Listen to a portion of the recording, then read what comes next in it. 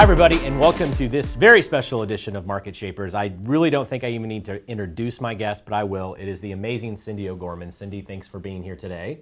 Thank you for having me. Absolutely. Okay, so we always like to start off with everyone's background a little bit about, we all have these different paths into the crazy world of real estate. So kind of tell us how you got into this business.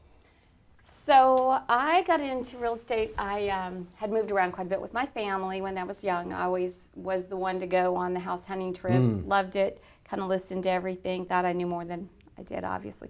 But then when I got married and we moved to Rochester, New York, and I wanted a house, and they said, you have to go get a job. I had just gotten out of college and was there for 2 weeks, and so I got a job as a commercial real estate accounts payable and receivable, and worked for the Wicked Witch of the West, who you couldn't talk to anybody in the office. You had to eat lunch at your desk, not look at it. It was just bizarre.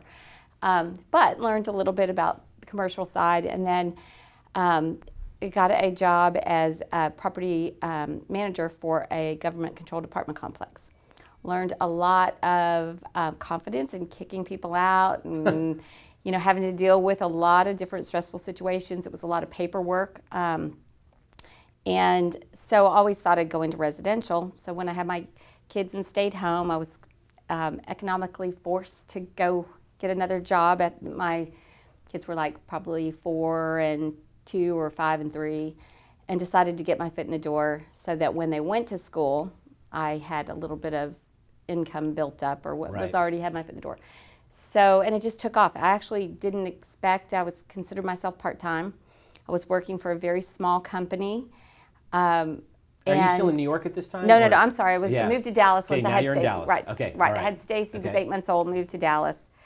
The first time the wind blew my baby in the buggy, and I was de-icing the car and trying to get the groceries in, get the baby from blowing away, I decided, Texas, I need to go home. Yeah. So I was working for a very small company. Didn't think actually that Ebby would even be interested, because I always knew they were full time. Had a really. I thought I would be like one of the small potatoes when I went to interview in that office. I think I was doing $5 million a year, and they said, well, that would be the top producer in this office. And so I thought, well, that's easy. Switch over then. Which is kind of a neat though, right? Because you're just doing what you do, and you didn't have anyone to compare yourself, so you didn't even have any clue that $5 million at that point was like a top producer level. To me, it was part-time. Yeah. I mean, it was part-time.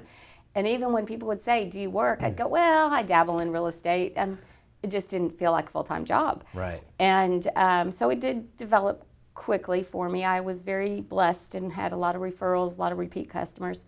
I think the first house I sold was $49,000. So it shows you how things have changed. But so that's why, I just, income-wise, my family needed it, and I just felt like it was what I was supposed to do. Yeah, and I think that's neat, though. I think sometimes people get trapped, especially maybe when they get started, comparing themselves to other people's success. And what was interesting there is that when you didn't have that metric to compare yourself against, $5 million to you felt like part-time. Right. Whereas if you had been around some other producers, you may have felt like, you might have capped yourself without even thinking that you could have done more than that, which is kind of neat. So one of the things I'm really fascinated to chat with you about is you were really a trailblazer when it comes to expanding beyond being an individual agent. And so I'm curious to, when was it that you first had this idea of, growing beyond yourself? Well, it came by, and I'll be honest, I had a little pushback from the company for having an assistant in the office, because at that point every desk was, an important desk. And I wanted my assistant, I was still room mother for both kids, going on field trips, going to their games, trying to build a career. And the things that I didn't need to do, I had originally started out putting the signs up, delivering the brochures. I started having somebody else help and, answer the calls when I was gone. We didn't have all the technology we had. Yeah. So answer my phone in the office when I wasn't there, be able to send a seller's disclosure or do whatever. And so I just started out little by little. You go put the sign out, deliver the brochures, and then I found out, I was out showing all the time. when you have a reload buyer, you live with them for a week sometimes, 5 days. And so there was nobody there to call and get feedback from my showings, and my sellers expected that from me. If we had a showing, I was always on top of it. I mean, they were going to get feedback right away. So just someone to fill in where they didn't feel a gap in their service. Yeah. It was the same service I was giving them, but things that I didn't have to do. And so out of that, and then I was showing all the time. I had so many buyers that I think I probably had 2 in-office assistants before I ever had a buyer's agent show.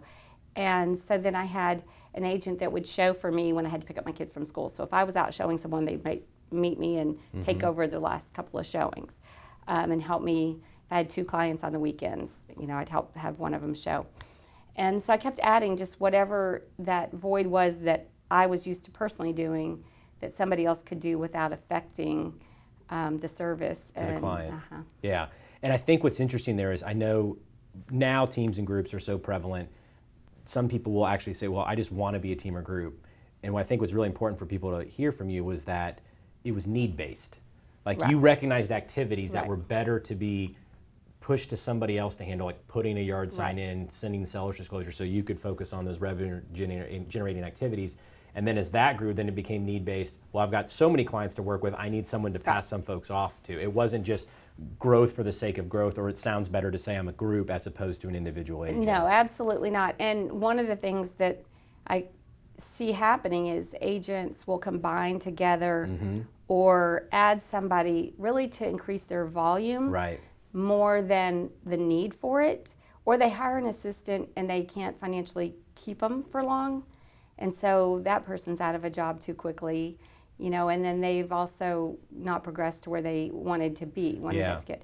But I think it's when you're busy enough that can you give 20 hours away to an assistant, and then can you give them 30 or 40? Right. But I think it's a need growth rather than a combined just to have more volume. Yeah, the ego kind of reason for growing. Right. And so as your team has grown over the years, I'm curious about, it's a big decision to add someone, to your group. Right. And I do think some folks treat it really informally, like, oh, it's because we call them teams or we call them groups. And so it seems very informal, but you're really hiring someone to be part of your company that you've created. So what are some of the things, criteria that you've used over the years when you're looking to add a producing agent to your group, or someone who's new that will become that? Like what is the lens you're trying to look through for someone that you're identifying? The agents that work for me on the office side, which work very, very hard, and they represent me, and the ones I try to hire, the ones that would think like me, and the ones that know how I have a lot of them that have been with me for a long time, and they know how I'm going to think, how I'm going to respond, what I expect, and they're, sometimes you get agents that have been successful, but they just are tired of the rat race. They're tired of the nights and weekends.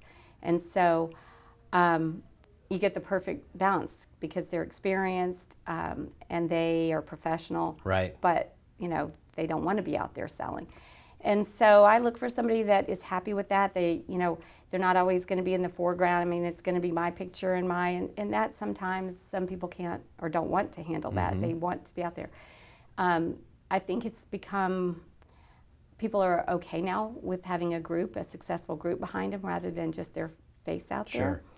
And then the buyer's agents, I have to have somebody willing to work tirelessly. I mean, it's hard, and they've got to be patient and we're willing to go nights and weekends and go back over to the house 500 times for that one client that can't make a decision. And my girls work with me. Yes, so yeah. They grew up locked in my car listening to Was this everything, always, you think this was predestined, like they were always going to get into this business, or did they grow up saying, we're never going to do that, and then they found themselves in real estate? Grew up saying they'd never do Nice. that. Absolutely. Yeah. Never take abuse from people, never work all night and day, weekends, be yelled at for their house not showing. So, but they both did other jobs, not for long. Right. But both of their jobs entailed weekends, nights, and, they weren't making that much money. So they both decided that was what they needed to do. Yeah. And it was, I like to tell the story that I worried about them for so long, I was going to listen to everything they said and critique it. And one day, one of them was telling somebody, I think if we knock down that wall and we get an engineer, of course, to look at that, but if you can open that up, I think you can, make a big profit in a couple of years, and we need to do this. I'm like, okay, I'm not monitoring them anymore. They have learned by osmosis over the years right. of being near you and stuff, which is amazing. But it is very important to have people that you are happy and proud of representing you. Yeah. And because it's an extension of you and your brand that you've created. Right. And also sometimes, if people think you're brushing them off, then they're already a little bit upset. So it has to be somebody that is over the top, professional, and hardworking for them to be okay and accept it. Yeah. Yeah. I'm curious. So over the years, as you have grown your business, one of the things you're really well known for right now, obviously, is within the luxury market. And I'm curious about.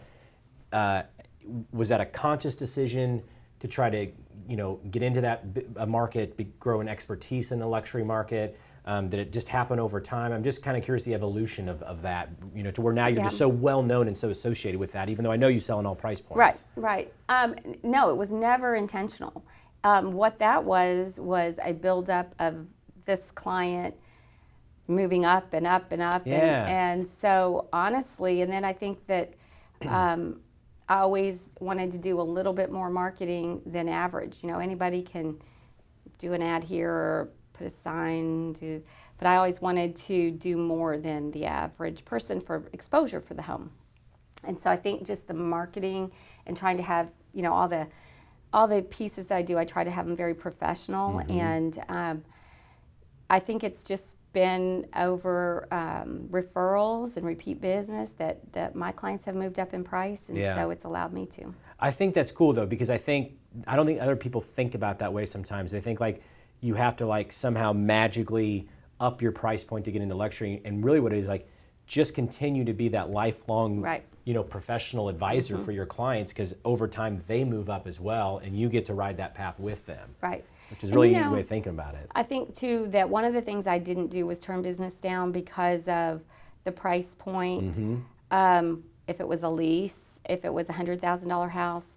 And people would say all the time, why do you still do that? Well, it's not about what price point it is. And I truly feel that way. It's about making that client a client for life. And one of the biggest deals I ever had years ago was somebody that I had leased 2 homes to.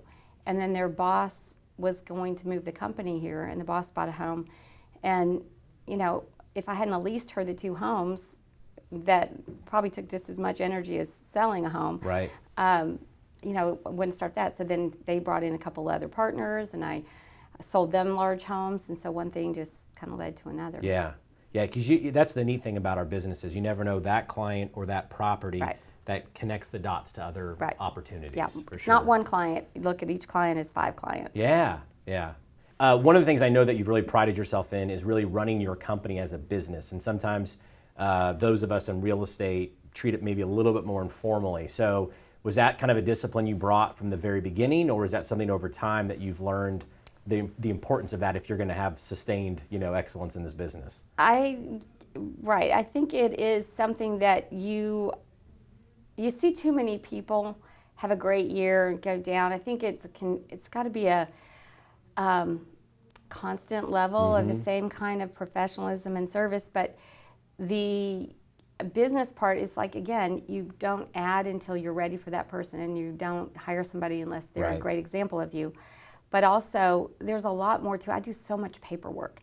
And, I think people think, oh, well, you're on appointments here and there. I have great people behind the scenes, which is so important. But also, I check all those. I check the feedback all the time. I check the CMAs and make sure everybody's still priced right. Right. I'm very involved in every aspect of it. Whereas I think people kind of just wash their hands. They go, I'm going to go out and I'm going to list. But they don't stay involved in all the dynamics of the business. Yeah. And I'm involved in all of it. You may not have to do the details, but you need to know the details. I need to know the details. Right, exactly. And communication within, everybody, my listing coordinator, my contract coordinators. If you don't constantly, you can't just turn it over and not know what's going on, because my clients call me on my cell all the time. You've got to be involved in it and know what's going on.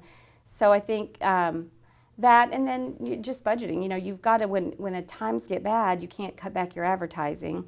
It's got to stay.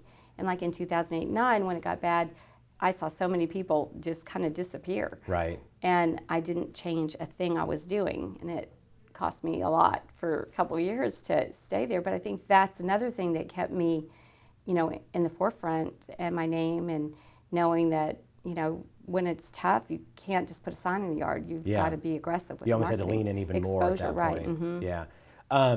So I think if we almost scoured any market across the country, it would be so rare to find someone who has been that number one agent within a city for the number of years that you have done it. So I know running it like a business is, one of the reasons you've done it. What are some of the other things that you kind of attribute to this excellence that you've been able to sustain over the years? Well, I think I'm good at problem solving. When deals are ready to fall through, I think that's really kind of where I shine. And there's so many people ready to give up too easy on things. And I don't know the answer to that, other than I think that my clients trust me, and I think I'm pretty honest with them. Right. It's what I say I'm going to do, I do. And I just think it's just that level of confidence that, I hope I give the clients and that they have in me. Well, and and certainly by rising to the occasion when there are those challenges that come up, I think some of us fear confrontation, or we fear those difficult conversations. But those that just say, "Hey, that's part of the job. I've got to do that." Right. Because the rarity is the transaction where everything went perfect and there was no Right. problems at Right. all. Exactly. That's the reality. But I also think, going back to your other question about, one of the things that probably keeps me going when the times get slow in one price point, because I do all price points. I've got the, under 5, the 5 to $1 million, the over $1 million. And so it's not like you only have the small properties. So if the rates go up, those aren't selling. Or, the upper end slows down because nobody's buying the bigger homes because they're afraid of the stock market. I'm still got these other price ranges. So it's like diversifying your business. Exactly. Yeah, and then also you're diversified in where you sell too. Like you're not in some just hyper local pocket of town either. And that comes from selling so many buyers that were moving here and working in so many cities, and then when they went to sell, you're got the repeat listing, but they're also in there telling people to call me. So I probably do work a broader range than most people do. Yeah. What are some of the tips or ideas you can share with others about, as you have built this really massive client base over the years, how you kind of still stay relevant to them during these 7 to 9 year life cycles between them, buying a house through you, selling a house through you as well? Like, what are some of the things you and your group have done over the years to kind of remain that, real estate agent for life for them? Right. Honestly, I don't know that I'm probably as good about sending emails and, things. I send Thanksgiving cards. Every year I feel like the Thanksgiving cards are more important. They stand out a little bit more than the Christmas cards. Right. And it's thanking them for their relationship with me and the referrals. But I think a lot of it is just that relationship, that one-on-one relationship that you build. So, I still, every year I've got clients from 1984, 85, 86 contact me and say, "You probably don't remember me." And the funny thing is, I remember the address, and I get a name, or sometimes a voice. Right. I'll know exactly who they are. And I think it's just that relationship that you build, that they'll say, they don't think about calling anybody else. It's just, "You're my agent." Yeah. And because if you've delivered such an amazing experience, right, when they have worked with you, that's something they remember for years and years and years. Exactly. How that worked out. You touched on it a little bit, but I'm curious about, when you are working with a client, and maybe it's a listing that needs to come down in price, or whatever the differences might be there. Tell me kind of your philosophy on having those challenging conversations with clients. And I think that it is one of the struggles we all go through. We allow someone to overprice their home. And, I'll say, if you choose to do that, I'm just telling you up front, so you remember I didn't suggest this. So Right. Don't be upset with me when you're not getting enough showings or you're not getting offers. And ultimately, we have those clients that will still come back and say, I know, but you didn't get an offer, you didn't sell it, and so we're going to try something different. And it just crushes you because you're like, that is not what I told you to price it at. So I think that that's the hardest part about the whole job, or the next agent comes in, they lowered 100,000, it sells in 30 days, and you're just so upset that why didn't they give you that chance? Yes. But I think sitting down, and I'll send them pictures sometimes of their competition, sitting and going over the statistics again. Yes, when you started, the comps were here, but now you've had a couple of bad sales that have brought your comp down, or this home came on the market and it's totally updated and you're not. And so you can't be the same price. Right. I think the feedback, we're really good about trying to get detailed feedback and being able to say, here's your feedback, it's consistent, it's not something we're not doing. And I do get a lot of people that will call in and say, okay, I know you're doing everything you can, what do I need to do? Yeah. And those are the ones you love because they see that you're trying, but it's clearly something about their floor plan, their price, their condition. But I think that a lot of sellers, it takes it so personal that it could never be their house. It can't be their house. It's got to be something you're not doing.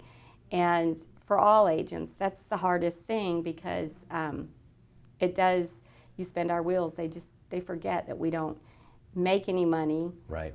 Much less it's costing us time and money until we sell it. And so I think we all have to do a better job of not taking the listings overpriced, but it's a hard thing not to do. Yeah. How much of that is like a conversation you're having on the front end going into the listing? Sometimes you may not be able to get them there on the front end, but you're laying the groundwork for later. I'm just kind of curious how much of that is front end loaded or once you're in the process. No, I try to front end load it. Yeah. I mean, I think it makes the whole transaction smoother because a lot of people feel like people will go in, get the listing, and then try to get it reduced. And I don't do that unless we've had the conversation up front that this is at the high end of the comps. So if we do that, I'm going to call you in 3 months or 60 days, and we're going to go over that. And some of them will commit. I know agents that make people sign in 60 days, here's your price reduction. I don't do that because I don't think you know that until you get the feedback and you get to see how much activity and are we getting repeat clients? Are we not getting repeat clients? Are they all saying, the same thing or just the house isn't working? So I front end load expectations, but I also like to regroup once I've seen the feedback. Yeah, and it helps. I mean, sometimes it is a multi-step process to get the seller on board with that and understand it. We were at an awards breakfast together, sitting next to each other just this past week, and it was really neat because there were these different agents were getting awards, and you'd kind of lean over and say, she started with me, and she was with me, and what an incredible opportunity for anyone to be mentored by you. So I'm curious, when you are bringing new agents into the business, whether they're on your team or just someone that what is some of the advice that you give new people that are starting off? I do believe... Or things to avoid too, right? It can be both ways, yeah. Right. I do believe that the open houses, that is how I started. I didn't have the money to market myself, and didn't market myself for a long time. But it's meeting people one-on-one. And so I tell people to get out there and, when people come in an open house, that's your best opportunity because you're right there in front of them to set an appointment for the following weekend, to build that rapport with them. And, then immediately follow back up and say, we're confirmed for this and here's some other homes. What do you want to see? But I think open houses, because the one-on-one, I really think joining a group just to learn and being able to feedback off of the successful agent, because it is hard to go out there and it costs a lot to market yourself. And you spend, the first year or two, you're not making probably as much as you're marketing. Right. So when you do, I pay for all the marketing. I do all of the marketing for my group. So, if we have a listing and one of my agents brings in a listing, it doesn't cost them anything. So I think that all those things are things that a new agent can't afford to do. So how can they go up against a top agent that's going to do a lot for the client? Right. So, to start out that way and ask, and if it's not a group, even go to one of the other agents that's busy and say, if you get property calls you can't take, I'll give you a referral fee or a higher referral fee than normal for you to send me the calls that you can't handle. Yeah. Things like that, just to not go out there and be just your agents sitting, Yeah. twiddling your thumbs, going, "What am I going to do? I can't afford to spend $100,000 marketing, and I don't have any buyers." So Right.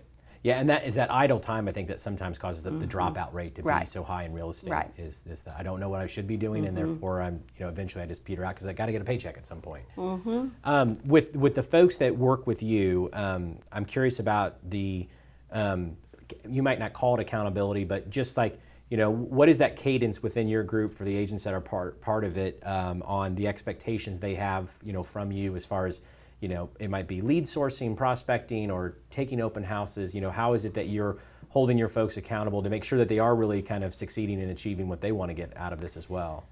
Well, I do expect them to go look at our listings as soon as they go on. Right. I want them to go learn the inventory. So when they do get calls on it, when they are at open houses, they'll think about those homes first. And I'd like them to hold our homes open. And lately, the open houses have been tremendous. They're great. But I don't treat them, I feel like and most of them, people don't want to go to a team because sometimes they don't want somebody to control their schedule, Sure. especially after they've been independent. Right. So I don't micromanage them. And I think that they all like that. But I do expect them to know our listings, know the inventory, get out there and do open houses, respond very quickly to calls. And other than that, I think they're all adults and they're professional. And if you've hired the right person. Then, right, exactly. And I think that they wouldn't be on the team if they weren't going to be aggressive. Yeah. So the last thing I wanted to ask you about, and it's only because I know there's going to be people watching this thinking, she must work 120 hours a week, never take a vacation, never do anything fun for herself. And so I want to talk a little bit about how you bring balance into this amazing real estate career you've built, how you also bring a little bit of balance into it, because I assume you probably view it as pretty important. I absolutely do. And I think that as a young mom, when I was starting my career, the one thing I gave up was time for myself, because I did do all the class things and all the sports, and I picked my kids up from school. They may have gone back to the office with me many times, and they did. They crawled under my desk and drew pictures for everybody. But I gave up the personal time. And I had been, I loved to do aerobics before I started working and all that. Quit doing all of that, which is not right. You got to keep that balance.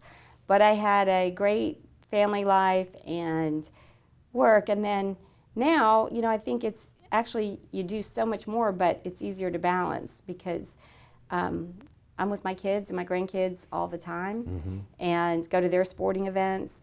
I might be returning emails, talking in the back, on the phone, negotiating a contract, but I think you've got to have balance or you'll burn out. Yeah. And you got to go on vacation. Getting away, I go on vacation, I'm still working. Yeah. But at least you're gone. Right. And you're away and you feel like it's a break. But I think that if you don't do those things, you will burn out. Yeah.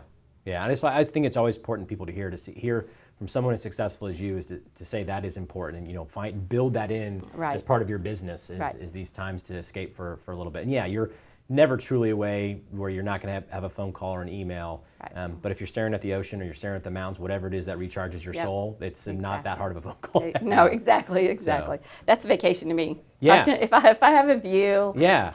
And I can. Awesome.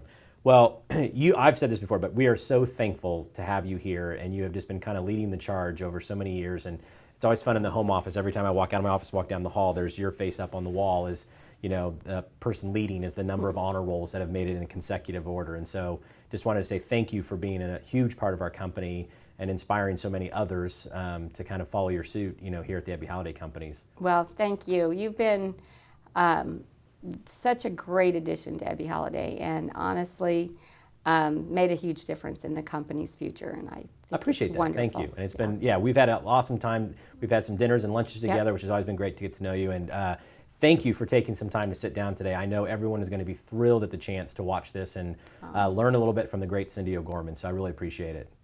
Thank you. Awesome. Thank you. All right. Thanks everyone for tuning in this week. We appreciate it.